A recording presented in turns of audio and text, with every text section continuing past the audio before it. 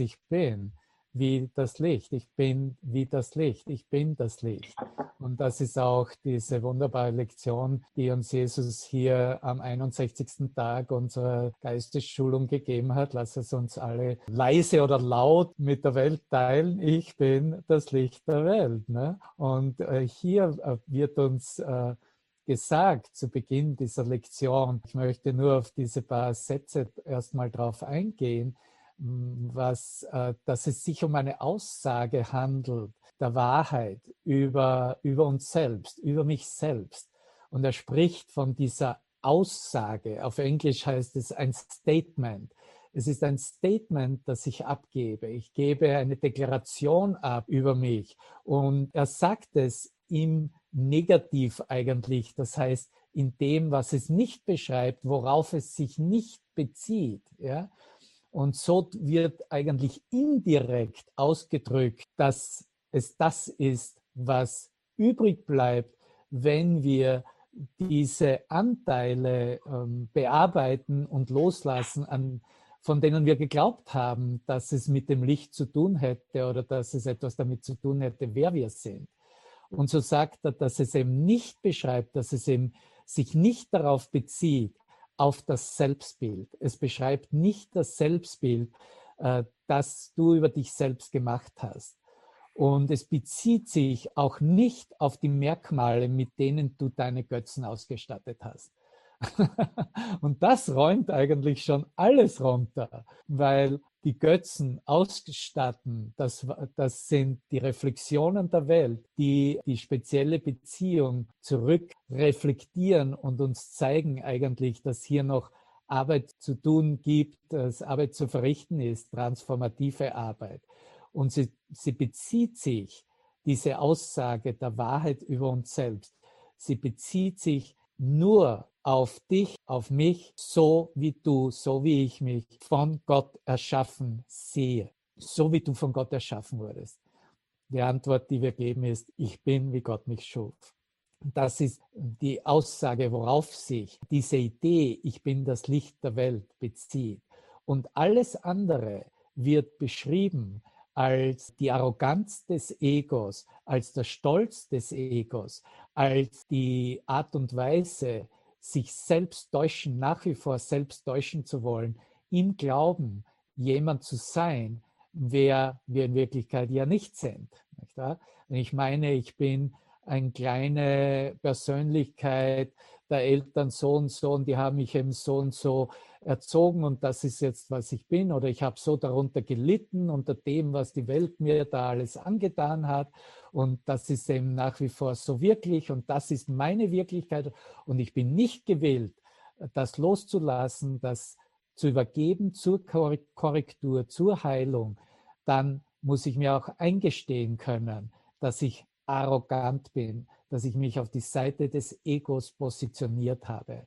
Und dieser Kurs in Wundern gibt uns als ein Leitfaden die Richtung vor, wie wir nun aus dieser Hölle, aus diesem Gefängnis entkommen können. Und nicht nur entkommen können, sondern uns jetzt erfahren können, dass wir bereits entkommen sind. Und das ist wirklich die gute Nachricht. Wie gefällt sie dir? Ja, alles wunderbar soweit. Wir kommen ja gerade erst aus diesen Wiederholungslektionen. Und wenn ich hier nur einen kurzen Blick darauf werfe, was ich in den letzten 3 Tagen, den ganzen Tag über geübt habe in dieser Wiederholung der ersten 50 Lektionen. Und ich war bei der Lektion, dass mein Geist eben Teil von Gottes Geist ist. Ich bin sehr heilig. Das ist ja einer der wesentlichsten Aussagen, die mir zeigen, dass hier eine Kommunikation bereits restauriert wurde, installiert, wieder installiert wurde, die mir erlaubt, die Wahrheit anzunehmen. Und so natürlich auch die Schau Christi nicht nur im Annehmen, sondern zu einer Anwendung bringt. Wir können durch die Schau Christi uns einander begegnen, miteinander kommunizieren, aufeinandertreffen und uns genauso sehen. Aber wie du siehst, es ist eine Schau in dir und hat wirklich nichts damit zu tun, wie es dein Bruder sieht oder irgendjemand in der Welt sieht. Und in dieser Wiederholungslektion 35 wird zum Ausdruck gebracht, dass in diesem Licht, ja, in diesem Licht, das ist das Licht, in dem ich meinen Bruder genauso sehe wie mich selbst als Teil von Gottes Geist, in dem ich ihn genauso in der sehr Heiligkeit anerkenne wie mich selbst. In diesem Licht beginne ich zu sehen, was meine Illusionen über mich verborgen haben. Du siehst hier auch wieder die Umkehr. Ich erkenne an, ich komme von einer wirklichen Erfahrung, von einer wirklichen Kommunikation, einer wirklichen Ausrichtung mit seinem Geist. Und jetzt beginnt erst die richtige Fahrt. Jetzt kommen wir richtig in Fahrt, weil jetzt beginne ich zu sehen und zu lernen, was meine Illusionen über mich verborgen hielten. Und was sie verborgen hielten, das weißt du ganz genau, weil es letztendlich die Gesamtheit deiner Vollkommenheit, die Gesamtheit, wer du bist und wie du erschaffen wurdest als die Liebe Gottes selbst. In der Lektion 37 in der Wiederholung wird auch auf dieses Licht eingegangen und wird gesagt, dass jeder und alles, was ich in ihrem Licht, in dem Licht meiner Heiligkeit, die die Welt segnet, sehe, Teil an der Freude hat, die sie mir bringt. Und es gibt nichts, was getrennt von dieser Freude ist, weil es eben nichts gibt, was meine Heiligkeit nicht teilt. Da beginnen wir anzuerkennen, was wir wirklich miteinander teilen dürfen und sollen. Und die Lektion danach, die Wiederholung der Lektion 38, dass es nichts gibt, was meine Heiligkeit nicht zu tun vermag, wird die Frage gestellt, und was sind alle Illusionen? Ja, wie wir zuerst gerade gesagt haben, ich beginne in diesem Licht zu sehen, was meine Illusionen über mich verborgen hielten.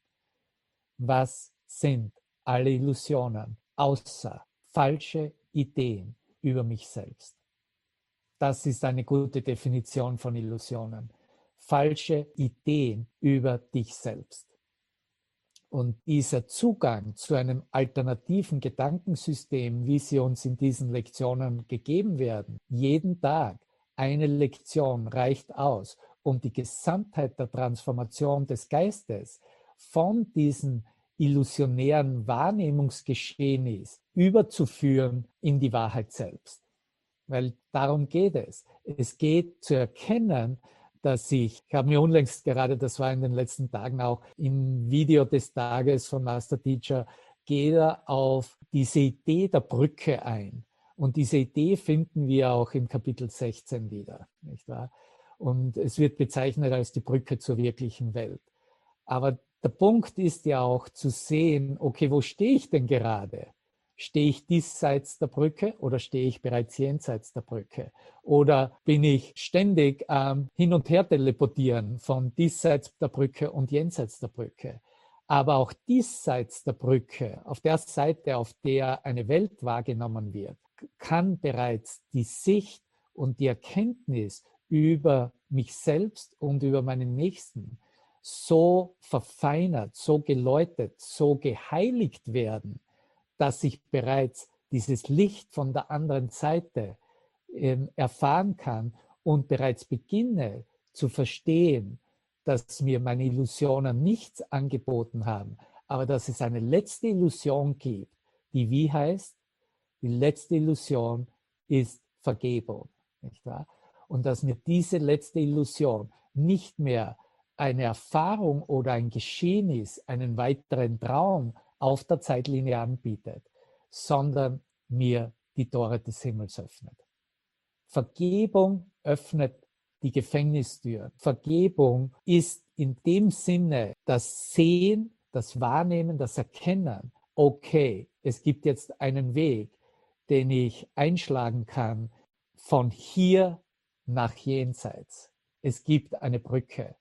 Und so, je mehr ich das für mich bekräftige, okay, es stimmt, dass ich das Licht der Welt bin, kann ich auch anerkennen und beginnen zumindest anzunehmen, das, was der letzte Satz in dieser Lektion 61 zum Ausdruck bringt, dass Gott seinen Plan für die Erlösung seines Sohnes auf mich, auf dich, auf uns gebaut hat. So, es geht gar nicht anders, als dass ich zwar sehe, okay, ich habe hier Alternativen, ich habe hier ein Angebot, über die Brücke nach Hause zu gehen, aber das zu denken oder das zu lehren oder zu studieren, ist eben nicht dasselbe, als auch wirklich den Weg zu beschreiten. Nicht wahr? So, du siehst, hier ist eine Brücke und du weißt auch, und es wird dir gesagt, du kannst mich gerne fragen, okay, was erwartet mich jenseits der Brücke? Und die Antwort wird ganz klar sein, niemand weiß das ganz genau, weil da niemand da ist, der das wirklich beschreiben kann in Worten. Aber wir versuchen es mit 1000 Worten zu umschreiben und zu beschreiben.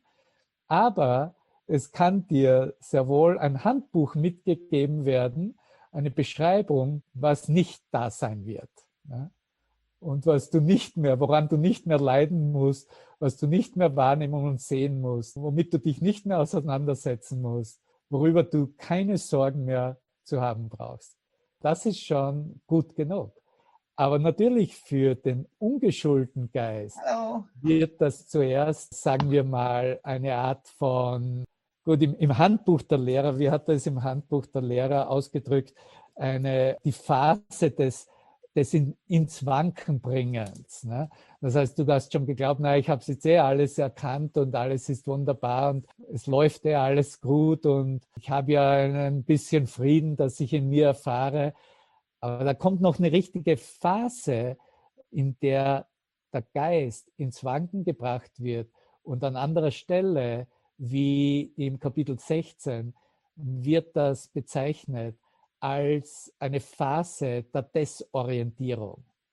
Ja, und kein Wunder, nicht wahr? Kein Wunder, dass der Geist, der dasteht, diesseits der Brücke und irgendwelche Voraussichten zwar hat, dass es offensichtlich notwendig ist und dass es keine Wahl gibt, als die Brücke zu überqueren, aber nicht wirklich noch erkennt, dass alle Werte diesseits, also hier innerhalb des Traumes, nicht wirklich Werte sind, die noch gewollt werden.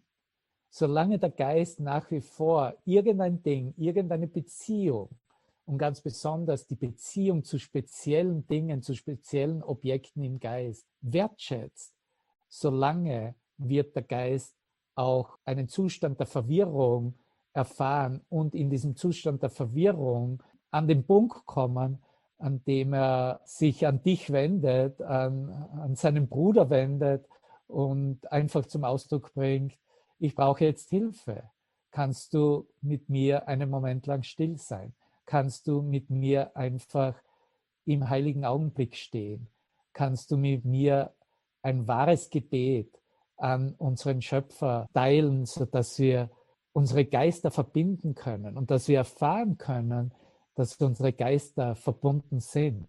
Und in dieser Erfahrung, dass unsere Geister verbunden sind, wir tatsächlich auch erfahren, dass dieses Einssein des Geistes das Licht der Welt ist, das Licht des Himmels hier widerspiegelt in unserem Geist. Und so ist die Idee der Brücke auch wirklich diese Idee des Übergangs aus dieser Verwirrung, aus dieser Desorientierung heraus zu kommen und noch einmal vielleicht genauer untersuchen, okay, wovor habe ich denn wirklich Angst? Und das ist eine gute Frage. Weil zwar wird zuerst da sein, bestimmte Ideen vielleicht des Verlustes von speziellen Ideen. Vielleicht wird eine Angst da sein, nicht in Kontrolle sein zu können. Vielleicht wird eine Angst da sein vor dem Tod, vor dem Verlust der Existenz. Und aus diesem Grunde werden wir begleitet vom Heiligen Geist selbst, von der Manifestation des Heiligen Geistes selbst. Wir werden wirklich abgeholt von Christus selbst, der als diese Lichterscheinung neben uns steht, uns die Hand reicht und vielleicht zuerst ein bisschen Arbeit leisten muss, bis der Geist gewillt wird, mitzukommen und zu sagen, okay, ich bin jetzt bereit. Ich bin bereit, diesen Schritt zu gehen in das, was erstmals für den menschlich wahrnehmbaren Geist das Unbekannte ist oder das, was eben nicht gekannt und erkannt wird. So, vielleicht gebe ich dir ein Beispiel aus meiner Filmwelt. Das ist jetzt schon 15 Jahre her, aber der Film selbst ist ja noch immer einer der Bestsellers. Und ich weiß nicht, ob du ihn kennst. Ich weiß nicht einmal, was der Titel auf Deutsch ist. Auf Englisch ist es Meet Joe Black. Und das ist der Film mit Brad Pitt und Anthony Hopkins. Die meisten von euch kennen vielleicht, also Treffe Joe Black, oder ich weiß nicht, ob der Titel abgeändert wurde auf Deutsch. Ja? Kennt jemand diesen Film mit Joe Black? Ja? Niemand. Okay, dann suche ihn, er ist schon 15 Jahre alt. Das ist einer der höchst transformativsten Filme, die es gibt. Auch die Musik. Ich werde vielleicht am Ende diesen letzten Song spielen, der vielleicht dann die Erinnerung erweckt, was eben zum Soundtrack dieses Films gehörte. Nun, kurz zum Ausdruck gebracht, der Tod selbst kommt in Verkleidung eines Menschen, in Verkleidung von Brad Pitt, von Joe Black. Black steht für den Tod, nicht wahr? Und er kommt zu einem wohlhabenden, wohl angesehenen Mann mit Familie und erklärt ihm, dass seine Zeit vorüber ist und es für ihn Zeit wird, sich zu verabschieden und eben mit ihm zurückzukehren nach Hause, auf die andere Seite zu gehen. Ja. Nun, da passieren viele Dinge in dieser Wartezeit. Also in der, ich habe den Film auch schon lange nicht mehr gesehen, ich werde mir vielleicht heute nochmal anschauen. Auf jeden Fall kommt es zu dem Punkt, an dem klar wird, dass, okay, das ist jetzt der Tag und der Tag ist seine Geburtstagsfeier von Anthony Hopkins, der Bill spielt, diesen wohl angesehenen Mann, der eben nach Hause gehen darf. Und bereits wie das Ganze dann vor sich geht, während der Feier und die Feier bereits zu Ende geht, kommt es zu einem Dialog zwischen Joe Black und Bill. Und es wird klar, dass das jetzt der Moment ist, der Verabschiedung, dass das jetzt die Feier ist. Alle sind natürlich, das ist eine eingeladene Gruppe von jede Menge Leute, die mit ihm feiern, weil er eben ein guter Mensch war. Ne? Und es ist absolut nicht irgendwie ersichtlich, warum er jetzt gehen sollte, warum sozusagen seine Wahrnehmung ein Ende finden sollte dieser Welt. Aber ich glaube, ich weiß ja gar nicht, vielleicht ist er auch krank oder ist egal, wie die Geschichte ist. In diesem Dialog kommt zum Ausdruck, dass er zuerst eigentlich auch eine Danksagung gibt, Joe Black gegenüber, der mehr oder weniger sein Begleiter ist auf die andere Seite. Und er sagt ihm auch, weil inzwischen hat sich Joe Black, der Tod, in seine Tochter verliebt. Das ist Teil der Geschichte. Und das verkompliziert das Ganze eventuell noch, dass er vielleicht gar nicht selber gehen möchte. Auf jeden Fall sagt ihm Bill, dass er von seiner Tochter noch niemals gehört hat, wie geistig hoch oder erhöhend sie über irgendeinen Mann gesprochen hat, als über ihn. Und so gibt auch Bill zum Ausdruck dann, was jetzt? Ne? Was wird passieren? Ne?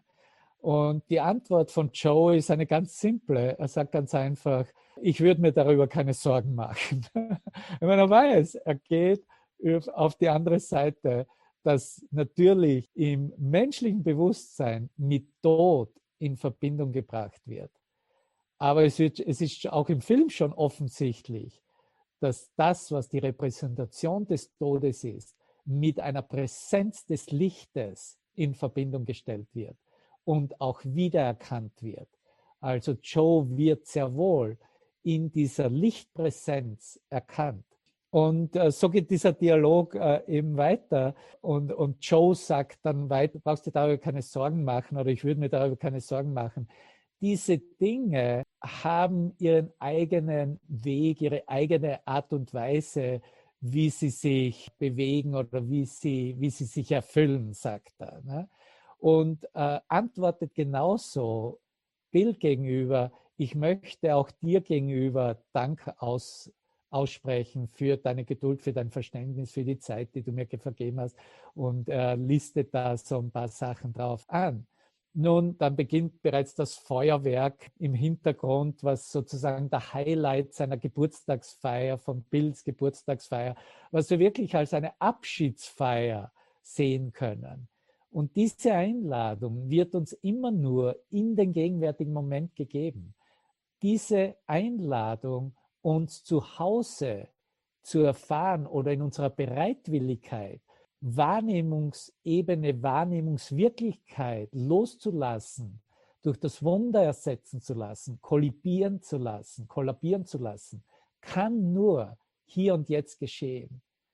Und du bist nur wirklich mit mir darin, wenn du deinen Geist so ausrichtest, dass du genauso sagst, für dich selber, ich bin wirklich bereit, hier Wahrnehmung als eine neue Wahrnehmung, als ein im Licht sein zu erfahren. Und bleib nicht mehr daran hängen, an meinen Wahrnehmungen der Welt, meine Wahrnehmungen aus der Vergangenheit. Ja?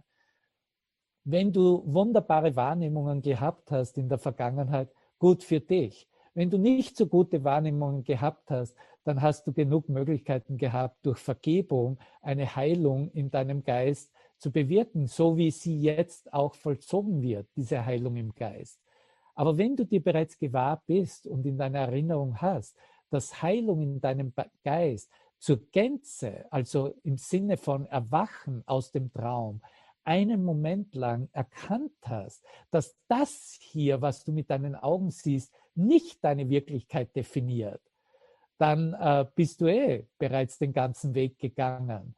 Dann kannst du dir selber gratulieren. Dann brauchst du auch keine Angst zu haben, jetzt sozusagen über die Brücke in die wirkliche Welt einzutreten. Nun zurück zu diesem Dialog zwischen Bill und Joe Black. Und Bill hängt dann noch in dem Dialog an und sagt zu Joe, na, aber es ist halt hart loszulassen, ist das nicht so? Ne? Und jeder weiß, was er damit meint, weil er spielt darauf an, dass sich Joe Black in seine Tochter verliebt hat. Und wenn er jetzt mit ihm über die Brücke geht auf die andere Seite, dann wird er auch diesen Traum nicht mehr weiter träumen können. Joe ist ganz ehrlich mit sich selbst und sagt, ja, so ist es. Ja? Und Bill antwortet darauf, und da geht einem so richtig das Herz auf, wenn man das im Film sieht. Ja, und das ist Leben. Ja? Und was kann ich schon dazu sagen? Ja? Das gehört zum Leben dazu, zu sehen, dass es Schwierigkeiten gibt, sich von dem, was geliebt wird, zu verabschieden und es loszulassen. Egal auf welcher Ebene es belassen oder wahrgenommen wurde. Ne? Weil meistens ist es natürlich in Verbindung mit Erinnerungen, wie wir sie auch in der körperlichen Wahrnehmung miteinander geteilt haben. Ne? Und diese Bilder werden dann mitgenommen zu dieser, sagen wir mal, Brückendesorientierung, Brückenverwirrung, der Geist eben nicht ganz versteht noch, ob er wirklich gewillt ist, all diese Wahrnehmungsbilder loszulassen. Es gibt dann noch den Austausch, in der Bill fragt, na, sollte ich Angst haben? Und Joe mit einer vollkommenen Gewissheit antwortet ihm, ein Mann wie du oder ein Mensch wie du, a man like you, ne? Und gibt eigentlich die Antwort, sieh nur, was du bereits gelebt hast und wo du stehst in deiner Erfahrung. Natürlich hast du überhaupt keinen Grund, Angst zu haben. Und so gehen sie beide nebeneinander über diese Steinbrücke, mittelalterliche Steinbrücke, auf die andere Seite. Und die Tochter sieht, wie die zwei Figuren hier über diese Brücke gehen und sie rennt in Richtung der Brücke und irgendwo weiß sie ja, dass sie da nicht drüber gehen kann oder irgendwo gibt es da eine energetische Barriere und so bleibt sie einfach stehen und blickt einfach und hat einen Moment, sagen wir mal, des In sich Schauens. Und was passiert ist, Joe Black kommt zurück. Und, und, und dann gibt es diesen wunderbaren Dialog am Ende dieses Films, der ja 3 Stunden lang dauert. Aber es ist wirklich ein ganz, ganz großartig. Dieser Film hat Herz, ne? Und Aussage. Und sie sagt dann zu ihm, du bist hier. Und er, ja, you bet, ne? Natürlich. Und sie fragt ihn, ja, wo bist du denn gewesen? Wo bist du denn hingegangen? Und er denkt dann, er sagt dann, ich weiß es nicht. I don't know, ich weiß es nicht. Ne? Und gibt da so ein paar Aussagen dazu und sagt einfach nur, ich glaube, ich werde das nie wirklich herauskristallisieren können, ne? Wo ich da war und was da war. Ne? Offensichtlich ist er zurückgekehrt in ein menschliches Bewusstsein, hat diese Begleiterfunktion als Joe Black tot. Offensichtlich wurde es ihm gegeben oder war es ein Wunsch in ihm, zurückzukommen, um die Tochter von Bill, Susan ist der Name, wiederzutreffen und weiter in seiner Transformation mitzunehmen und Erfahrungen zu machen. So, er kommt zurück ohne eine Erinnerung dessen, was auf der anderen Seite los ist oder was da passiert. Ne? Und er sagt nur, okay, ich bin zurück und du siehst wunderschön aus. Ne? Und dann haben sie noch so Erinnerungsgedanken darüber, wie das Ganze begonnen hat. Und sie erinnern sich beide, dass das in einem Kaffeehaus geschehen ist, ne, einem Coffeeshop. Und Joe hat dann eben noch so die Idee, hast du mir damals nicht gesagt, dass du mich magst? Ne? Und sie sagt, nein. Ich habe gesagt, ich mag dich very much, so sehr, so much. Ne? Und dann die letzten Aussagen ist, dann sagt Susan wieder diese Frage, so wie es Bill zuerst schon gefragt hat, so, was werden wir jetzt machen? Was werden wir jetzt tun? Was machen wir jetzt mit der Situation? Ne? Und Joe ganz cool, mehr oder weniger als letzte Aussage des Films, es wird zu uns kommen. Ne? Es wird uns gezeigt werden. Ne? Das Wunder wird uns zeigen, wie es lang geht, was wir zu tun haben, was wir miteinander erleben dürfen oder sollen am Weg nach Hause. Und dieses Vertrauen kann nur aus einem Vertrauen kommen, das Licht in dir selbst voll und ganz anzuerkennen als deine Quelle, als deine Basis. Dein Anerkennen, dass du das Licht der Welt bist, gibt dir diese Kraft, diese Basis, das dir das Vertrauen auf Wunder schenkt. Weil dann ist es wirklich egal, wie die Dinge aussehen. Weil die Dinge sehen nicht immer so wunderschön aus, wie wir wissen, wie es in romantischen Spielfilmen so als Sequenzen von einem Leben lang oder von einer bestimmten Zeit erscheint. Ne? Weil wir in unserem Geist auch die verneinenden, die verleugnenden Gedanken wieder treffen, sie in unserem Geist korrigieren lassen dürfen, sie für uns vergeben dürfen, Vergebung annehmen dürfen, dass wir ein Ja geben, uns selbst, uns lieben zu lassen und zu lieben. Und dass Liebe nicht immer als solches erkannt wird und eben sehr, sehr häufig missgedeutet wird, anders gedeutet wird, ja sogar als Angriff gedeutet wird, das ist ja nichts Neues, nicht wahr? Das ist ja die gesamte menschliche Enchilada, der gesamte menschliche Albtraum. Ne? Und das ist ja auch der Grund, warum wir dankbar sind für diese Botschaft, wie der Kurs sie uns anbietet. Nicht wahr? Und weil er uns tatsächlich anbietet, hier in einer Klarheit die Dinge so zu sehen, wie sie sind, eine neue Wahl zu treffen. Du kannst immer neu wählen. Und in deiner neuen Wahl wirst du sehen, was die Bedeutung ist von diesseits der Brücke, dich und deine Beziehungen und deine Welt zu sehen und wie es auf jenseits der Brücke gesehen werden kann, dass du bereits jetzt in deiner Ausrichtung mit dem Heiligen Geist für dich annehmen und realisieren kannst und zumindest beginnen kannst, das zu teilen. Und ich möchte hier ganz besonders hinzufügen, niemand hier, auch ich nicht, hier uns einander begleiten und am Weg nach Hause sind, ist vollkommen. Wir lehren uns bloß die Vollkommenheit. Ich lehre mich bloß Vollkommenheit, um sie zu lernen. Aber es gibt hier keine Vollkommenheit im Traum. Es gibt diesseits der Brücke in einer menschlichen, wahrnehmbaren Konzeption keine Vollkommenheit, weil das Bild selbst vollkommen, unvollkommen gemacht wurde. Und wenn du das verstehst, dann verstehst du auch gut, wie Jesus dies alles im Kurs beschreibt und erklärt.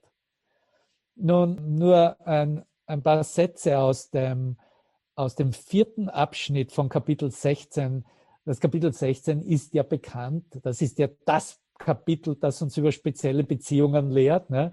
Wenn du irgendetwas über spezielle Beziehungen wissen willst, dann schlag Kapitel 16 auf, beginnt natürlich schon ansatzweise in Kapitel 15, zieht sich weiter in Kapitel 17 und 18, aber so die Kernaussagen sind hier im Kapitel 16, die Vergebung der Illusionen wird es bezeichnet. Und dann in diesem 4. Abschnitt, der Titel ist die Illusion und die Wirklichkeit der Liebe. Und hier nur so ein paar Sätze. Am Ende des 7. Paragraphen sagt er, du bist der Wahrheit nahe gekommen. Ne? Und das kannst du dir auf jeden Fall eingestehen, wie du auch heute am 61. Tag die Idee mitnimmst, ich bin das Licht der Welt. Natürlich bist du der Wahrheit nahe gekommen. Allein, dass du hier reinkommst in diesen Raum und mir zuhörst und vernimmst, wie Ideen wir anwenden können und geistig neu wählen können, um eine volle Ausrichtung mit Gottes Geist in Erfahrung zu bringen und somit unsere eigene Heiligkeit voll in Erfahrung zu bringen, ist, dass du der Wahrheit nahegekommen bist. Und nur noch dies steht zwischen dir und der Brücke, die dich an sie hineinführt, sagt er an dem Punkt. Und weiter unten im 9. Paragraphen erklärt er dann, dass auf der anderen Seite der Brücke, ja, das, was wir eigentlich als Himmel bezeichnen, ja, liegt deine Vollständigkeit, liegt deine Vollkommenheit. Denn du wirst gänzlich in Gott sein. Wir werden gänzlich in Gott sein. Das Wort, die Betonung ist auf Sein, nicht auf Wahrnehmung, nicht wahr? Sein. In Gott sein ist etwas anderes als über Gott nachdenken oder Gott in irgendeiner Manifestation wahrzunehmen. Und nichts Besonderes wollen, ganz wichtig, das nichts Besonderes wollen kann nur aus einer vollständigen Geistesschulung sich ergeben oder, sagen wir mal, ein Resultat des Geistestrainings sein. Und nichts Besonderes wollen, als nur ihm gänzlich gleich zu sein. Gott gänzlich gleich zu sein. Und ihn durch deine Vollständigkeit vollständig zu machen. Und hier ist bereits eine direkte Instruktion gegeben. Fürchte dich nicht, zur Wohnstatt des Friedens und der vollkommenen Heiligkeit hinüberzugehen. Das ist die Brücke der Vergebung.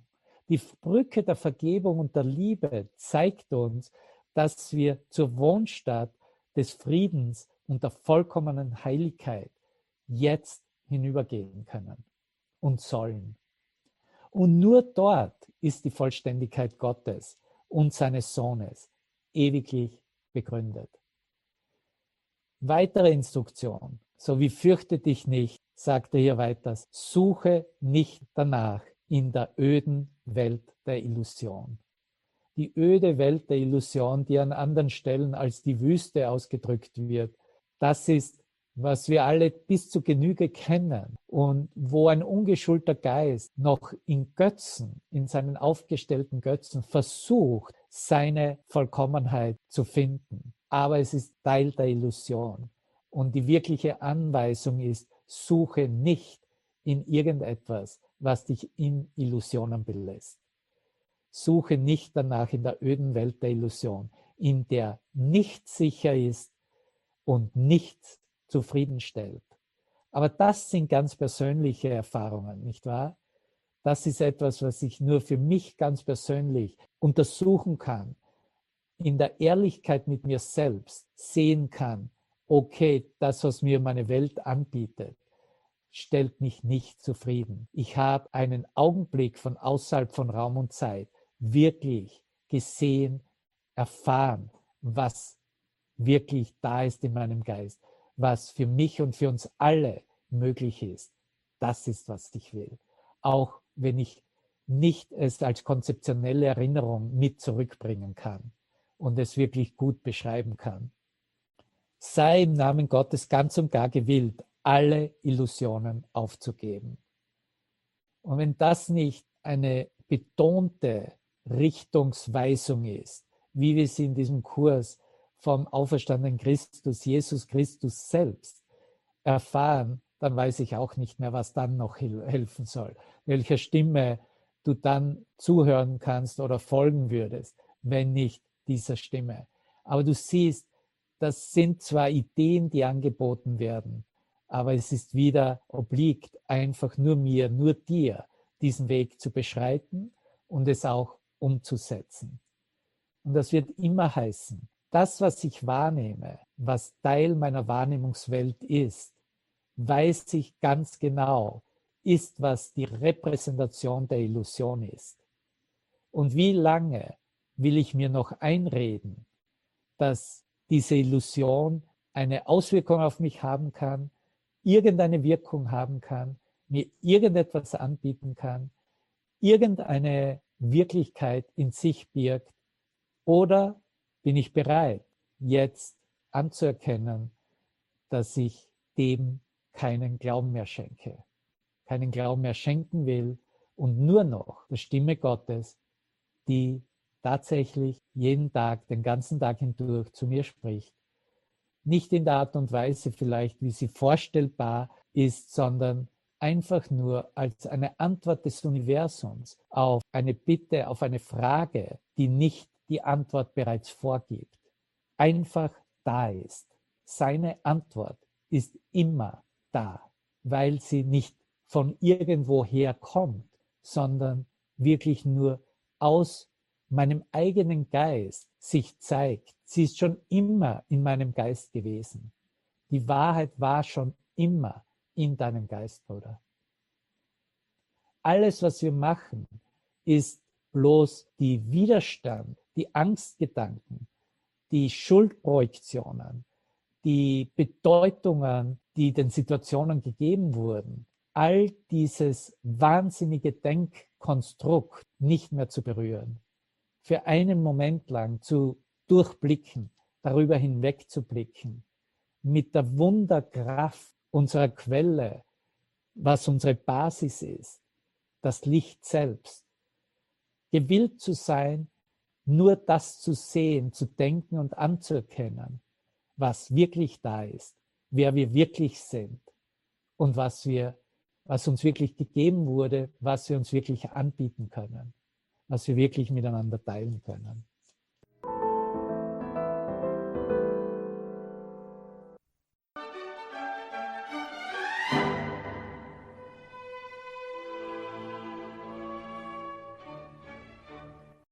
Wenn ich mich gegen das Leben stelle, und das ist ja der Ausgangspunkt, wenn ich sage, das Leben nur das wäre, was ich hier über die Sinnesorgane wahrnehmen kann und auf der Zeitlinie festlegen kann, dann bin ich eigentlich aktiv am Angreifen und am Abwehren gegen das, was Leben wahrlich ist.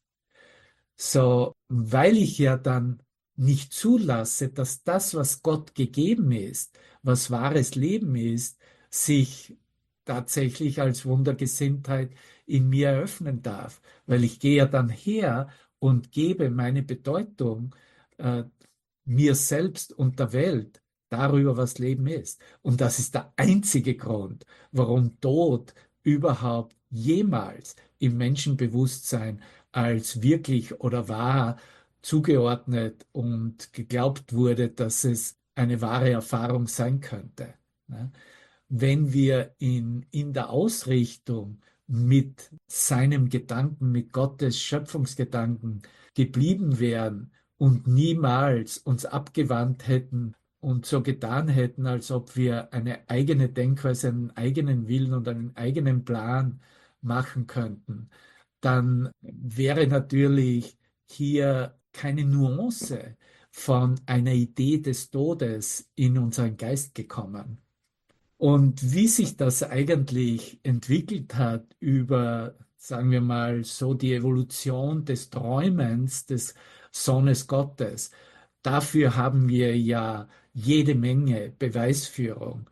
Weil wenn du dir ansiehst, wie Leben eigentlich auf der Ebene, das, was die menschliche Existenz, was dich ausmacht, dass ich überhaupt mir vorstellen könnte, dass ich hier auf der Zeitlinie existiere, das geht ja nur, weil Genome hier reagieren und Gene sich einschalten und abschalten und eine genetische Information ständig am Arbeiten ist.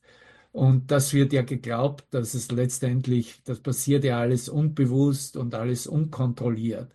Ja, das Leben ist in Gefahr und schon hast du deine zelluläre Abwehr wird gestärkt, all deine Hormone werden ausgeschüttet, dein Kreislauf wird bestimmt davon und von allen möglichen Richtungen hast du Abwehrmechanismen bereit, wie du der Gefahr entfliehen kannst, beziehungsweise entkommen kannst, wie du dich buchstäblich wie du dein kleines Leben retten kannst. Das ist, was jeden Moment passiert. Das ist, wovor wir hier aufwachen.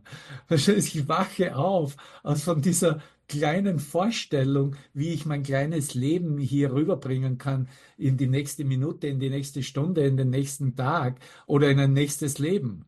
Ja? Und die Antwort, diese universelle Antwort, die uns Jesus gibt, ist eben dieser universelle Kurs, ein Kurs in Wundern. Und dafür sind wir so dankbar, weil wir offensichtlich gut genug erkannt haben, dass hier keine Lösung ist, dem Wirklichkeit zu geben, was in Wirklichkeit dem Abwehrmechanismus zuzuordnen ist. Also all diese biologisch-physiologischen Mechanismen sind ein Ausdruck der Abwehr gegen das, was Leben wahrlich ist. Ich sehe den Schock in deinem Gesicht. Und ja, es ist halt so, ne? So, es ist in dem Sinne eine Umwandlung, eine Neuausrichtung des Denkens absolut notwendig, ne? Und diese Neuausrichtung des Denkens ist nicht nur, dass ich jetzt hergehe und sage, okay, hier ist der Wundergrundsatz 4 und ja, Leben ist dem Gott gegeben und sonst nichts und ich klatsche sozusagen mal die Wahrheit darüber, sondern dass ich aktiv werde in der Umwandlung meiner Gedanken und diese Gedanken bedürfen Vergebung. Das ist, was Vergeben ist, diese Aktivität in der Umwandlung von begrenzter Wahrnehmung, Denkweise dahinterstehend zu einer universellen Erfahrung hin. Und solange natürlich hier noch irgendein Nutzen gesehen wird mit dieser Auflistung, wie er sie hier gegeben hat, von Angst, Schuld, Schmerz, Erschöpfung, Anstrengung, ne? Das sind ja eigentlich Aspekte. Wow, heute habe ich mich sehr gut angestrengt mit was immer mit meiner Arbeit, mit meinem Workout und bin echt gut unterwegs, ne? Ich habe meine Anstrengung so richtig Gas gegeben. Und es bedarf natürlich dieser Klarheit. Das sind alles diese Aspekte der Schwäche, in die der Geist umwandeln darf zu einer Stärke, die in Gott liegt und nur in Gott liegt. Ne? Gott ist die Stärke, die Schau ist seine Gabe, hatten wir ja gerade in der Lektion. Und Gott ist die Stärke, auf die ich vertraue. Und das kann mich natürlich nicht wohin führen, wo ich dies als Lektion bekomme, wo dieses Planen ganz klar erklärt wird und in Zusammenhang gebracht wird mit unserer Denkweise, nämlich in der Lektion 35. Aber bevor ich da noch einsteige, schaue ich noch ganz kurz in das Kapitel 31 im ersten Abschnitt und werde hier finden im Absatz 9, wo Jesus mir sagt, dass es kein Lebewesen gibt, das nicht den universellen Willen teilte, dass es ganz sein möge und dass du seinen Ruf nicht ungehört verhallen lässt. So, hier ist bereits dieser Ausblick, wo wir uns befinden in der Ausrichtung unserer Kommunikation mit ihm. Und ohne unsere Antwort, ohne deine Antwort, wird es dem Sterben überlassen, so wie es vom Tod erlöst ist, wenn du seinen Rufen als den alten Ruf zum Leben gehört und verstanden hast, dass es nur dein eigener ist. Aber Christus in dir, der Christus in dir, erinnert sich an Gott mit aller Sicherheit und mit der er seine Liebe kennt. Doch nur wenn sein Sohn unschuldig ist, kann er Liebe sein.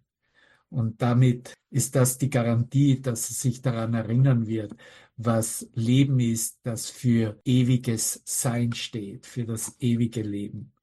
Und somit ist uns eine Gabe gegeben worden von Gott selbst, worüber er im Kapitel 7 spricht, die du sowohl hast als auch bist. Wir sind sie und wir haben sie, um sie zu teilen und zu geben.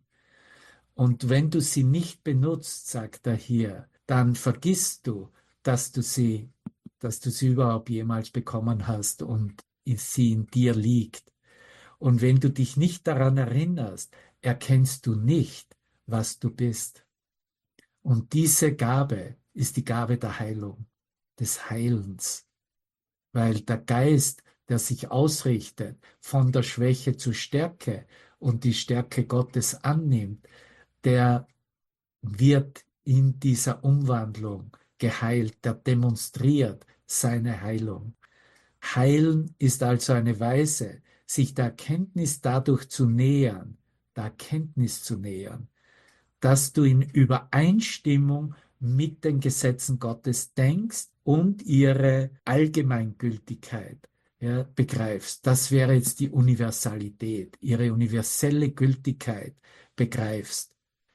Und ohne diese Einsicht hast du die Gesetze für dich bedeutungslos gemacht, die Gesetze Gottes.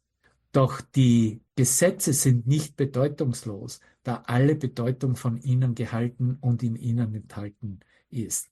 Und ich gehe jetzt zwar nicht wirklich darauf ein, aber es ist letztendlich die Repräsentation, dass die Gottesgesetzlichkeit, diese Verbindung unseres Geistes mit seinem Geist als ein Geist in Erkenntnis bringt. Und somit ist es mit dem Willen genauso.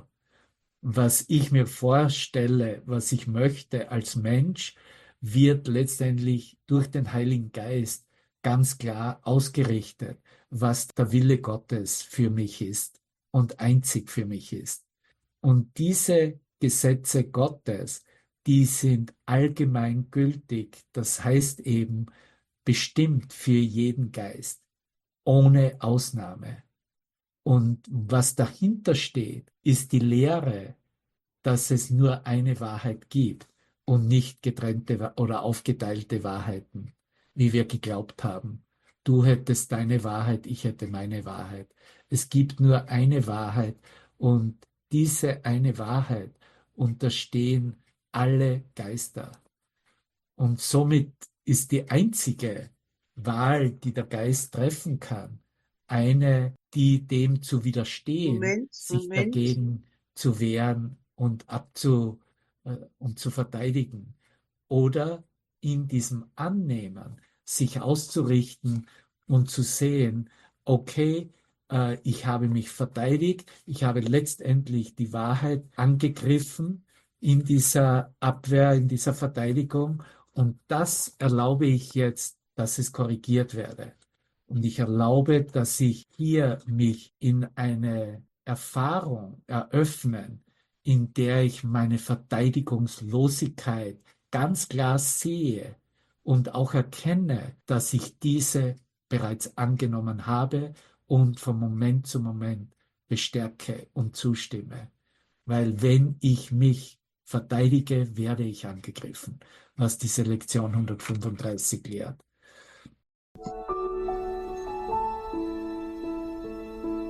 Ja, ich schließe noch ab mit Tag 3 aus dem Beginn Einleitung. Ob in einem Gespräch mit einem Fremden oder einem Freund, beide spiegeln unser eigenes Selbst wider oder reflektieren als Demonstration unseres Neuseins, die aus einer Nahtod- oder beinahe Lebenserfahrung stammt, so kann man ja es ja auch bezeichnen, ne? Die von der unvermeidlichen Erkenntnis des Zusammenbruchs des Raumzeitkontinuums zeugt, also von einem Kollaps zeugt, oder ob es sich um eine einfache und plötzliche Verschiebung der Wahrnehmung, das ist, was das Wunder ja auch bezeichnet wird, dieser Traumwelt handelt, die uns erkennen ließ, dass alles nur eine Illusion ist, gar nichts ist. Sehen und erkennen wir die zugrunde liegende, vereinigende und grenzenlose Energie an, die eine universelle Macht, ein Licht und eine Liebe in Aktion darstellt, die nicht von dieser Welt ist. Etwas hat die Wahrnehmung insgesamt ersetzt, das nicht aus unserem Tun kam. Es ist eine Erfahrung von Neugeburt, Moment für Moment. Dies führt schließlich zu einem vollständigen Erwachen aus dem Traum, zu dem, was Leben wirklich ist, zum ewigen Leben. Dies wird in den 3 Tagen zum Erwachen in diesem Band 3 als Tag 3 bezeichnet und beschrieben. Das Erkennen des eigenen wahren Selbst, unsere Auferstehung zum Christusgeist, die Vollkommenheit der Schöpfung im Inneren. Die Betonung auf Tag 3 liegt auf der Gewissheit des reinen Wissens darüber, wer wir wirklich sind, dass wir ganz und vollkommen sind, so wie Gott uns schuf, und dass die Zeit nicht mehr vergeht. Hör dir noch einmal an, wie es in Band 2 auf ähnliche Weise ausgedrückt wurde. Alles, was wir sehen, ist eine Reflexion dieser Gottesverwirklichung in uns, jener Freiheit, die es uns ermöglicht, jeden und alles zu segnen, jedes Wesen auf der Erde und im gesamten Universum. In dieser geheiligten Erkenntnis von wer ich bin, wird alles ohne den Schleier von Schuld und Sünde gesehen, was offenbart, dass Angst keine Bedeutung oder irgendeine Wirklichkeit hat und der Geist in der Akzeptanz lebt, dass das menschliche Selbst verschwunden und somit zum heiligen Sohn Gottes geworden ist. Gottes Liebe wird mit jedem Menschen zu jeder Zeit, in jeder Situation und auf jede Weise gefühlt. Der wahre Geist, großgeschrieben, befindet sich ständig in der Erkenntnis, dass es keine Welt gibt, dass es keinen Tod gibt, dass der Sohn Gottes frei ist und jeder mit ihm. Und darüber kann ich nicht wirklich sprechen, obwohl es ein Bedürfnis und eine Motivation gibt, das Ungehörte und Unbeschreibliche zu sprechen und zu beschreiben. Danke, ihr Lieben, danke. Sind wir okay damit, wie es sich präsentiert in dieser Lehre des universellen Planes, was Leben wirklich ist? Ja, Danke. danke. Danke, Devavan. Danke, ihr Lieben. Danke, Devana. Danke, Devavan. Dankeschön. Wunderbar. Danke.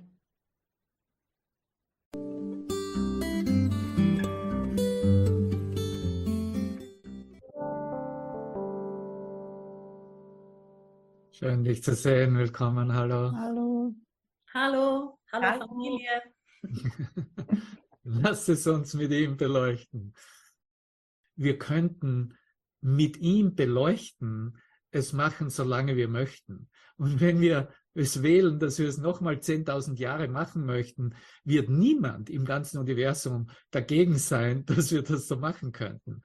Aber wenn wir es mit ihm wahrlich machen, dann wird es hier da wird was passieren, und es passiert natürlich jetzt, indem wir eintreten in eine Gewissheit, was dieser Kontakt mit Christus, mit dem Heiligen Geist in uns eröffnet.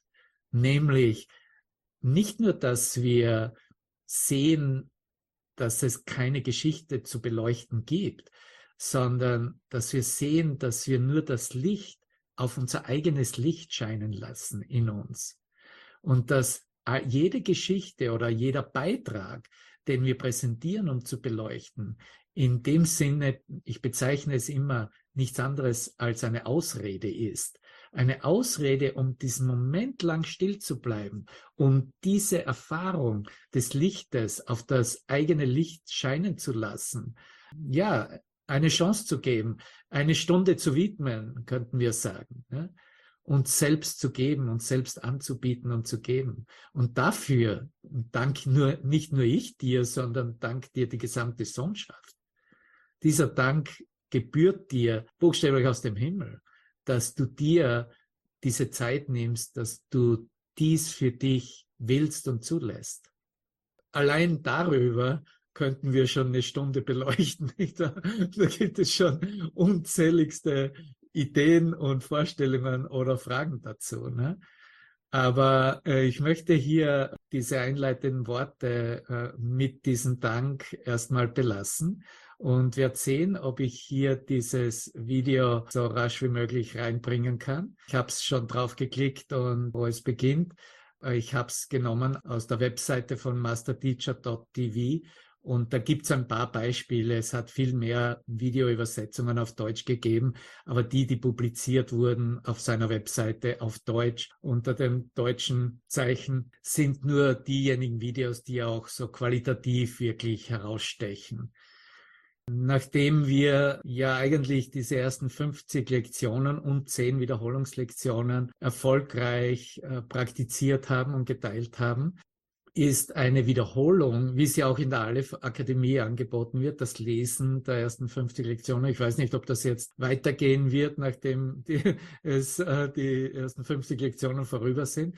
Aber in der Akademie hier in Wisconsin von Master Teacher haben wir das eigentlich das ganze Jahr hindurch gemacht. Ganz morgens früh konnte man in den Reading Room gehen und dabei sein und teilnehmen daran, diese ersten 50 Lektionen des 20-Minuten-Buchs, wie wir es genannt haben, nicht in 20 Minuten, sondern in etwa 40 Minuten durchzugehen.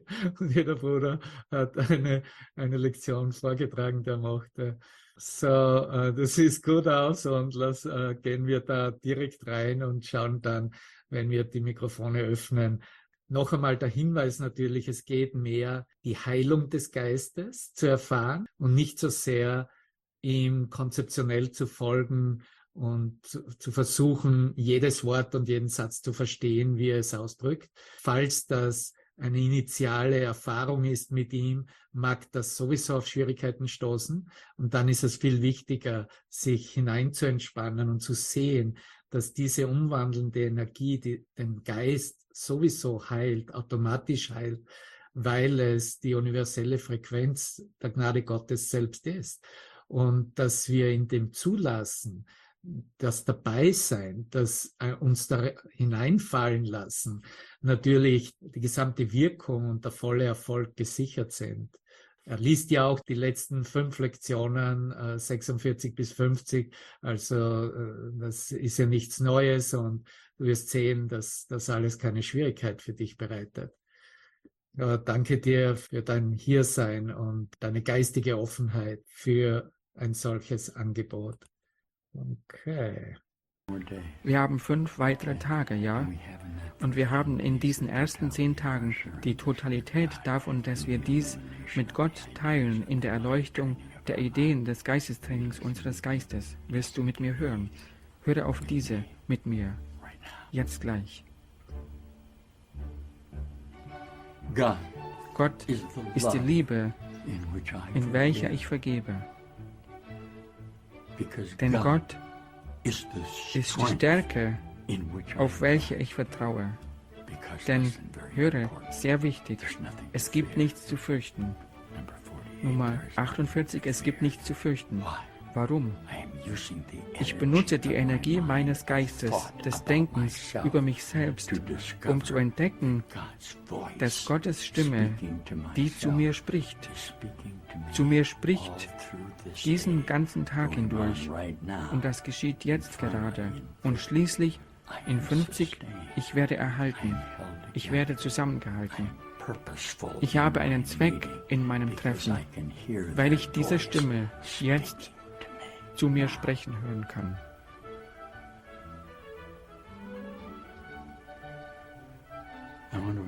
Ich möchte dir die ungeheure Freude zum Ausdruck bringen, die ich empfunden habe, nicht nur in der Idee, dass es eine Wirklichkeit über mich geben musste, sondern dass die Wirklichkeit über mich, da Gott der Geist ist, den ich benutze, mir zum Ausdruck gebracht werden kann, in der Richtung davon, wie sehr ich dich in unserer Beziehung liebe. Der Grund, dass ich dich liebe, beginnt mit offensichtlich deiner Entschlossenheit, dass in deinem eigenen Geist, dass während du dich in Raum-Zeit anzutreffen scheinst, es ein Gewahrsein in dir gab, welches die fundamentale Lehre der Idee dieser Korrespondenz ist. Danke dir dafür, dass diese Fundamentalkorrespondenz deiner selbst mit dir selbst mich mit dir meine Verantwortung erkennen ließ, dass ich den Gedanken Gottes nutze, um zu sehen, was ich in meiner eigenen Perspektive sehen will. Aber höre, je erfolgreicher ich bezüglich des Beweises bin, dass ich tatsächlich eine bessere Widerspiegelung meiner selbst bin, als ich mir bis zu diesem Moment zu sein erlaubt habe, desto gewisser kann ich sein, dass ich ins Universum hinaus entrinnen kann, dass ich nicht länger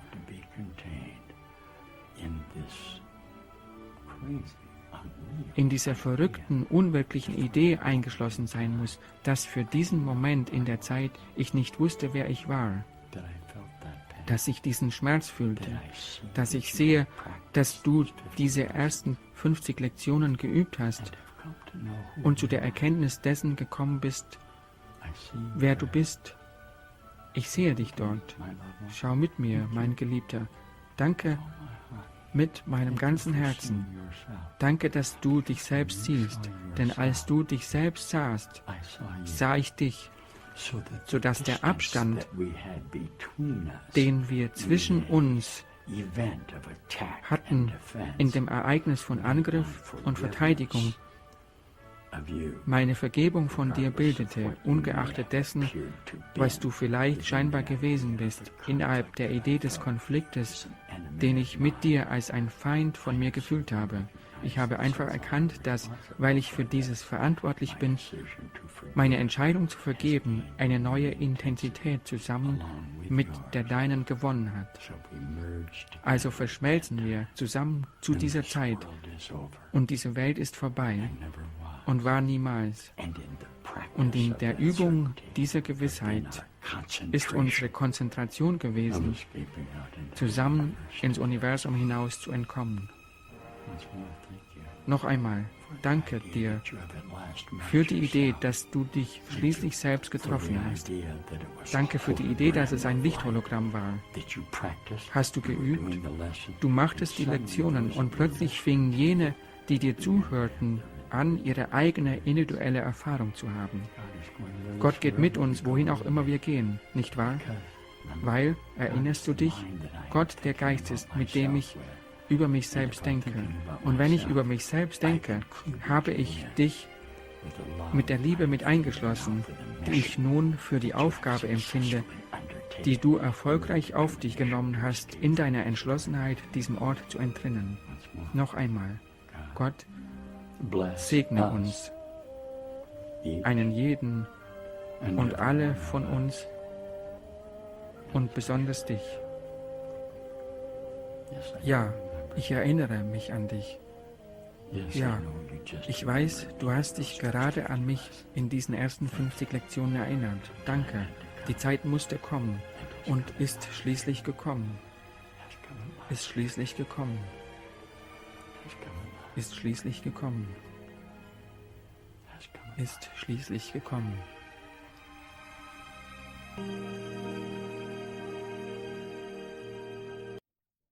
Okay, danke. Du hast vielleicht vernommen und gehört, dass er von diesem Abstand, von dieser Distanz, von dieser Kluft gesprochen hat. Und das ist das Thema, weshalb wir überhaupt üben, beziehungsweise uns verbinden und zulassen, ja, mit ihm gemeinsam uns führen zu lassen und alle Dinge in unserem Geist beleuchten zu lassen, weil wir nicht mehr in dieser Kluft verbleiben wollen.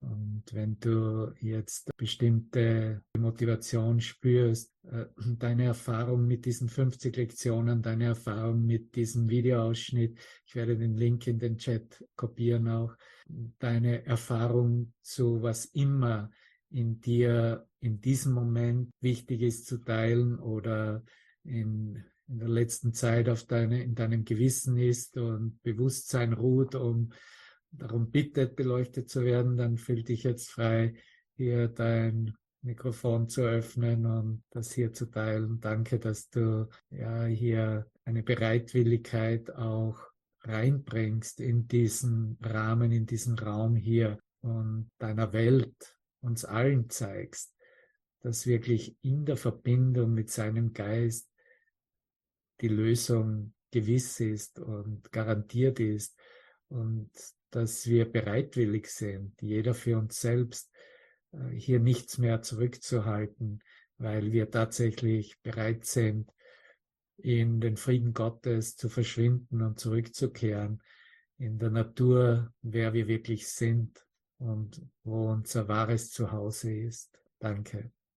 Ja, also mich hat das total gefreut, ein Master Teacher Video jetzt zu sehen, weil die Videos vom Master Teacher mich schon ein bisschen länger begleiten und im ersten Moment hatte ich einen leichten Widerstand, als ich diese Übersetzung gehört habe, aber habe dann ganz schnell gemerkt, dass das gar keine Rolle spielt. Also ich finde es total erstaunlich, obwohl es ein Video ist, berührt mich das, was da gesprochen wird, immer so direkt, dass ich den Eindruck habe, da wird durch mich durchgesprochen. Also das erreicht irgendwie was ganz anderes. Und das berührt mich immer so total. Also es gibt eigentlich kaum ein Video vom Master Teacher, wo ich nicht anfangen muss zu weinen. Und ja, und darüber bin ich total glücklich, weil ich das Gefühl habe, da habe ich was gefunden, was mir irgendwie wie so ein Leitstern auch immer zeigt, wo es lang geht. Und das korrespondiert sozusagen auch mit den Wiederholungslektionen.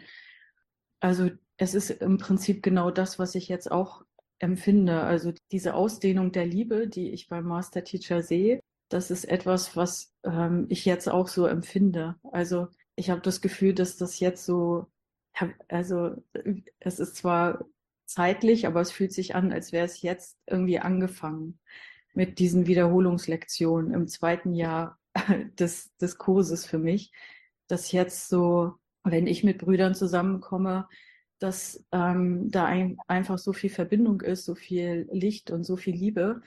Und das empfinde ich als totales Geschenk. Und das ist einfach wunderschön. Und da bin ich extrem dankbar für. Und das würde ich eigentlich nur sagen. Ja, danke, liebe Christiane. Ich kann dir aus meiner ganz persönlichen Erfahrung auch mitteilen, dass ich auch mit der Aufbereitung der Videos in was immer für einer Sprache, mit Voice-Over heißt das ja, wo die Übersetzerstimme darüber gelegt wird, auch immer Probleme hatte. Und es wurde dann auch so entschieden, dass das war mehr so zu Beginn und der Rest wurde dann nur mehr mit Untertitel gemacht. Aber ich habe dann gemerkt, so in bestimmten Präsentationen auch, als ich unterwegs war und Einladungen gefolgt bin und Wochenende gemacht habe, dass die Voice-Over den Vorteil hat, dass man wirklich die Augen schließen kann und sich da in diese Heilerfahrung hineinfallen lassen kann. Ne? Und man bekommt trotzdem mit, worüber er spricht, ne? Wenn man nicht Englisch spricht. Ne?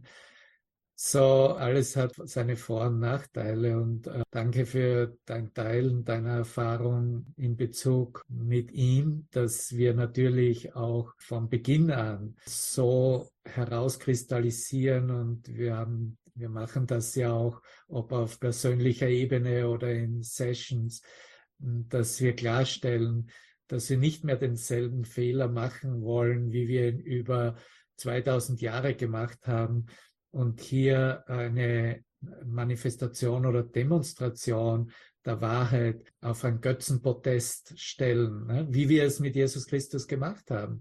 Und das ist, woran viele christliche Geister nach wie vor öffnen sind, ne, will ich mal sagen, ne? Sondern dass wir uns tatsächlich erinnern, dass wir nur uns selber sehen, ne? Und in dem Sinne unserer eigenen Stimme horchen, ne?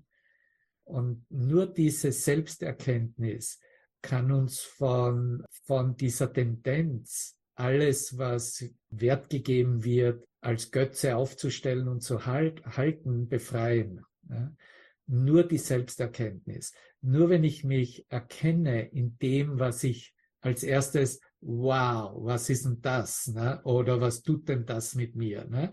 Weil die Erfahrung, die haben wir ja. Ne? Und das zeigt bereits auf, dass etwas in einem wirklich berührt wird und passiert. Ne? Und das ist ja gut, ne? Gut für dich, ne? Gut für mich. Aber der nächste Schritt ist wirklich zu erkennen, wir setzen hier nicht etwas auf, was wieder als eine Religion für die nächsten 2000 Jahre Verehrung finden wird, sondern wir erlauben etwas als eine Reflexion unseres Selbst, als nicht nur Reflexion, sondern wirklich wir selbst, ich selbst, uns in dem jetzigen Moment zu zeigen, dass ich nach Hause gehen kann. Es ist tatsächlich nichts anderes als eine Verbindung mit meinem eigenen Selbst. Und darin geht es nicht mehr um Figuren, um Erscheinungsbilder, um welchen Meisters auch immer, weil es natürlich auch eine Unzahl von Meistern gibt, die ihren erwachten Geist teilen. Es geht nicht mehr um, wer ist das oder was hat der getan oder warum kann ich ihn kreuzigen nach wie vor, damit ich das Angebot nicht annehmen muss. Das wäre sicher der Ego-Ansatz als erstes. Und andererseits aber natürlich auch nicht, okay, und jetzt bis zu meinem letzten Schnaufer werde ich den verehren. Und wie wir es mit vor allem in den östlichen Ansätzen von Demonstrationen von erwachten Geist ja jeder von uns gemacht haben. Und natürlich innerhalb des Christentums haben wir es mit denen gemacht, nicht nur mit Jesus, sondern auch mit denen, die heilig gesprochen wurden, ne? Mit den Heiligen und den Aposteln. Und dazu wurden eben ein paar Bedeutungen gegeben, wofür sie stehen oder eingestanden sind. Und das hat schon ausgereicht, ne? Und schon kann das ganze Jahr und die ganze menschliche Misere abgedeckt werden, welchen Heiligen ich jetzt anrufen werde. Und da ist nichts falsch daran. Ne? Ich sage dir, wenn ich etwas verliere, das habe ich erst ziemlich spät mitbekommen. Ne? Aber das hat natürlich, das funktioniert auch, wenn die Kraft dem gesetzt wird. Mache ich noch immer Kommunikation mit dem heiligen Antonius. Ich weiß nicht, wie es euch geht. Ne? Aber wenn du etwas verlierst und du hast Kontakt mit dem heiligen Antonius, irgendwas wird passieren, was dich überraschen wird. Das kann ich dir versprechen. Ne? Aber du darfst nicht vergessen, das ist ja die Bedeutung, die ich dem gegeben habe. Und wenn ich natürlich, mein Wille ist, dass diese Heiligkeit meines eigenen Selbstes mir helfen wird, es zu finden, werde ich es finden. Ne? Oder wird es auftauchen oder wird nicht als verloren gegangen im Geist gesehen oder einkategorisiert werden. Ne?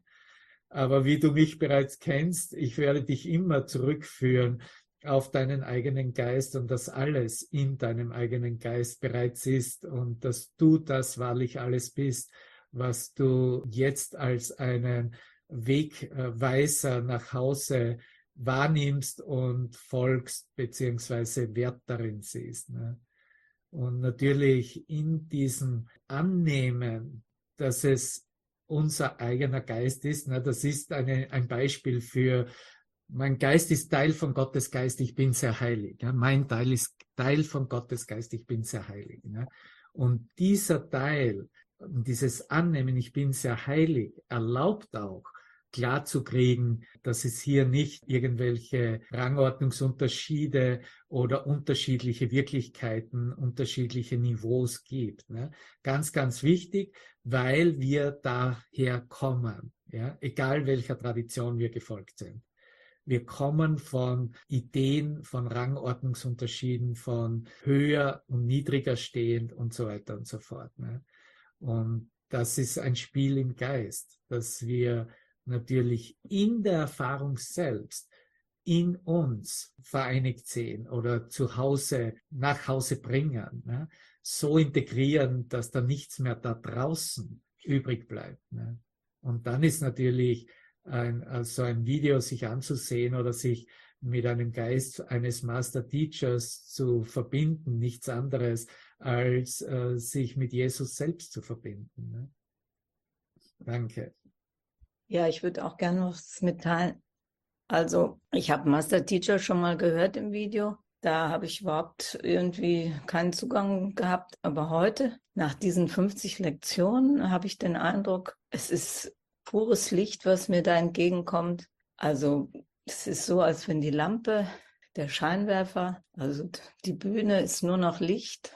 Ja, und wie du das so schön erklärt hast, eben beschrieben hast, ja, das, was da spricht, das ist das, was ich kenne, was ich bin. Und für mich war ja auch diese 50 Lektionen als die Heiligkeit so als Wort, als Situation, als Erlebnis in meinem Geist auftauchte. Da kam auch wieder diese Erinnerung, ja. Also ich bin Heiligkeit, ja.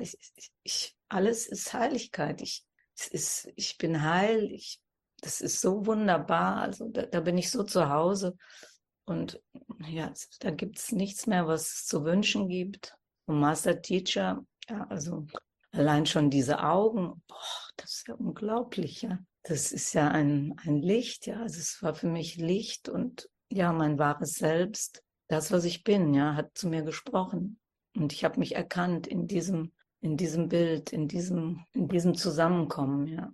Ja, ich brauche nichts mehr, ja. Ich bin satt, ich bin genährt. Diese Momente sind einfach göttlich, ja. Und die 50 Lektionen, ich bin jetzt so im 2. Jahr, haben mir noch nie so viel Einblick in mein Sein gegeben wie jetzt, auch wenn ich sie nicht so ganz konsequent immer angewandt habe, aber trotzdem bin ich immer wieder eingetaucht und habe gesehen, wie ich meine eigene Bühne mit meinem Ego mache und mein Schlachtfeld und die Möglichkeit, dass ich einfach darüber gehen kann. Das ist so. Und dann hattest du letztens gesagt, wir sind nie allein. Jesus ist immer bei dir, auch wenn du im Bild bist. Also es war so toll. Ich bin gerade alleine, ja. Also und es ist so schön. Ich habe das noch nie so empfunden, ja, dass ich nicht allein bin. Da spreche ich mit mir, ja. Also toll. Also ich hab nur Geschenke, ja. Und Master Teacher hat jetzt nochmal einen draufgelegt. Ich danke dir, ich danke euch. Ich liebe euch. Nur Liebe. Danke, danke. Danke, wunderbar, Gabriela. Und wie du sagst, es wird ja aufgezeigt, was möglich ist. Ne? Und nicht nur, was möglich ist, sondern was bereits da ist, was wir bereits sind. Ne? Das heißt, es findet da eine Bestätigung statt, in dieser Reflexion, mich selbst zu sehen und zu erkennen. Ne? Und natürlich ist es so, wie du es auch sagst. Ne? Da ist ein Sättigungsgefühl, das in der Seele selbst als gesättigt gespürt und erfahren wird. Ne? Und das ist natürlich eine immense Befreiung von all diesem Druck, was noch alles erfahren, erlebt, gesucht und durchgemacht werden müsste. Ne? Es ist wirklich der Sinn, wow.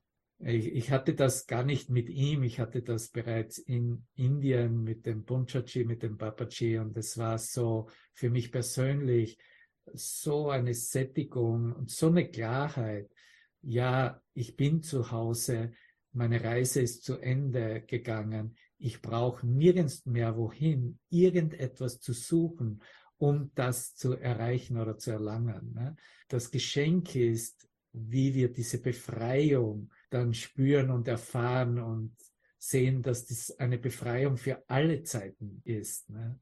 Und diese ersten 50 Lektionen natürlich, weil sie auch am Grundgerüst des Egos rütteln, ne? Haben ihren Wert, zeigen ihren Wert, dass alles, was noch innerhalb der Ego-Denkweise an Wert gesehen wurde, ja hochgebracht wird in das Bewusstsein, nochmals angeschaut wird mit der Lektion, mit dem Üben, mit der Anwendung, mit seinem Licht und wirklich anerkannt wird und gesehen wird, wow, es löst sich auf, ja, oder es ist gar nicht da, oder ich sehe nur, wie du sagst, Heiligkeit und Licht, das mich umgeht. Ne?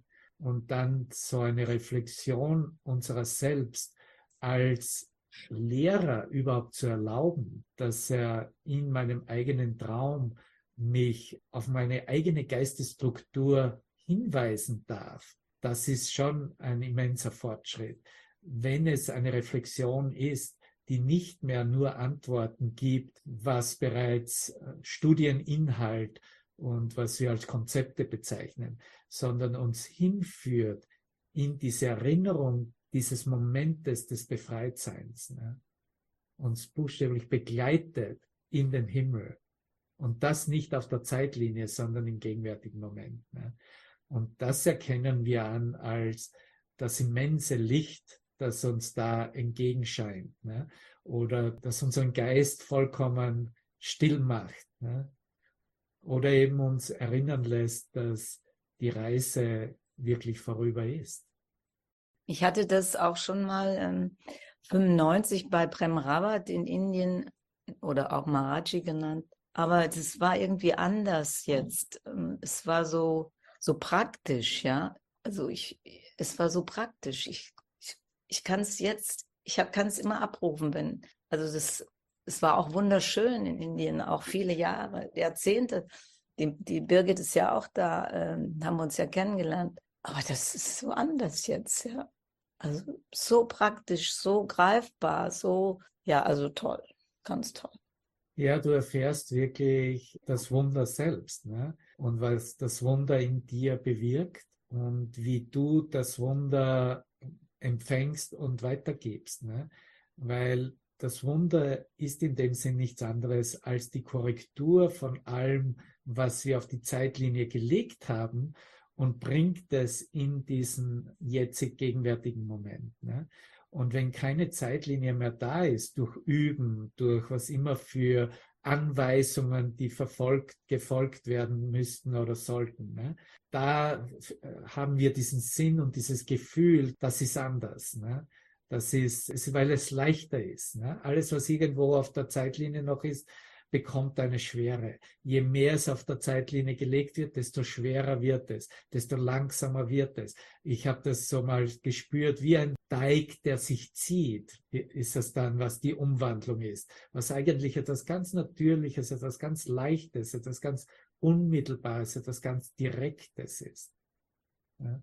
Und dass wir das jetzt eigentlich in Erfahrung bringen und uns in diesem Erwachen und Nachhauseweg als solches auch wahrnehmen, zeigt uns nur auf, dass wir am richtigen Weg sind, im Sinne von das Wunder zu akzeptieren, das Zeit einspart und letztendlich Zeit abschafft, heißt es ja auch in den Grundprinzipien. Und nur wenn wir aus der Zeit rausgehen, wissen wir wirklich und erkennen wir wirklich, was Gott ist, beziehungsweise was seine Gabe an uns ist und was und wer wir sind. Ne? Das können wir nicht wirklich auf einer verlaufenden Zeitlinie erfassen. Da wird immer das Ego eine Interpretation anbieten. Und deswegen ist eine Verbindung im Licht Christi eine zeitlose Erfahrung, eine Erfahrung in der Zeitlosigkeit. Und deswegen sagen wir dazu, ist nicht hier, ne? Ist nicht von dieser Welt. Der Satz, der hat mich immer fasziniert, was Jesus gesagt hat. Ich bin in dieser Welt, aber nicht von dieser Welt. Da habe ich gesagt, genau. Ach, das ist schon lange her, ja. Genau das habe ich auch. Genau das empfinde ich auch. Ja, und letztendlich kannst du nicht einmal mehr ein Ich finden, das auch in dieser Welt sich sehen könnte. Ja? Das ist auch nur noch als Teil der Transformation. Ja? Okay, solange ich noch wahrnehmende Bilder habe, die Bedeutung für mich haben, ist es ehrlich, in der rigorosen Ehrlichkeit besser zu sagen, ja, und ich bin in dieser Welt. Aber in Wirklichkeit ist niemand in dieser Welt. In Wahrheit ist niemand in dieser Welt. Es ist nur eine Halluzination, ein geträumtes Bild im eigenen Geist, von dem wir jetzt erwachen, ne? Aufwachen. Und in dem Erwachen ist es genau wie im Schlaftraum, ne? Und Aufwachen aus dem Schlaftraum sind noch für eine kurze Zeit, ob das Zehntelsekunden oder ein paar Sekunden oder vielleicht Minuten sind, wo noch Reflexionen von Traumbildern sich noch im Geist da sind. Ne? Vielleicht schon ein bisschen verschleiert oder sich auflösen, aber die Bedeutung dieser Bilder klingen noch mit, bis sie sich auflösen. Da ist, wo wir uns befinden. Ne? Das heißt, der Geist weiß bereits über die Bedeutungslosigkeit der Trauminhaltsbilder. Er weiß bereits, dass sie nicht der Wirklichkeit entsprechen, aber sie werden noch so gesehen, wie sie eben gesehen werden. Und je mehr wir mit der Geistesschulung mitgehen und unseren Geist wandeln lassen, desto mehr stellen wir wirklich fest, dass das alles nur wie Nebelschwaden, Nebelreflexionen sind, die sich im Licht auflösen. Ne? Ja, so in etwa. Ne? Wer möchte noch etwas sagen? Danke dir. Danke dir, euch.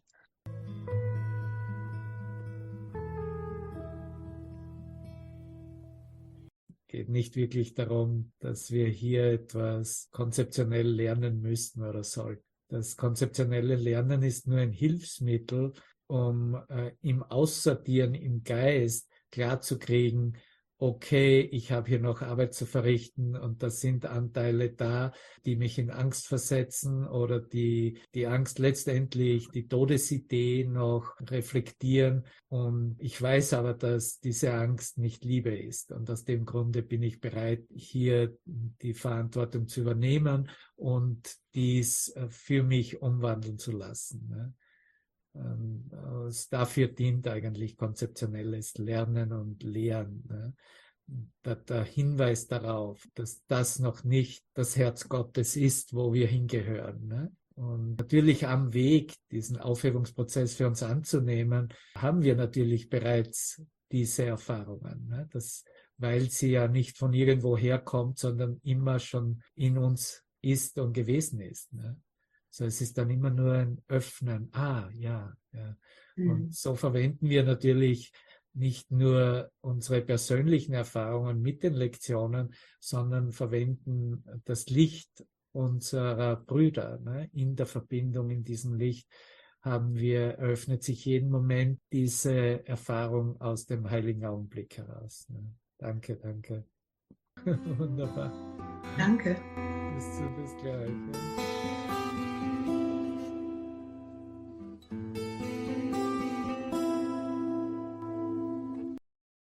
Vielen Dank für dein Dabeisein. Wunderbar. Ich hoffe, es hat dir beim Erinnern geholfen. Ich freue mich total über Kommentare, wie du es verstanden hast, oder ein simples Herzchen. Und vielen Dank natürlich für deine Wertschätzung. Und wenn du magst, wenn du meine Arbeit wertschätzen, sozusagen unterstützen möchtest, in der Beschreibung findest du den Link, wo du deine Wertschätzung zum Ausdruck bringen kannst. Klick einfach auf den Link drauf und wähle dann aus, welche und wie viel deine Unterstützung dieser Arbeit als Mitgliedsbeitrag sein soll und wie lange du das gerne machen möchtest. 5, 10, 20 Euros, wähle, wie es für dich stimmt. Du kannst es auch jederzeit natürlich verändern. Und danke an alle, die es schon tun. Und wenn du siehst, dass du geführt bist, lade noch jemanden ein.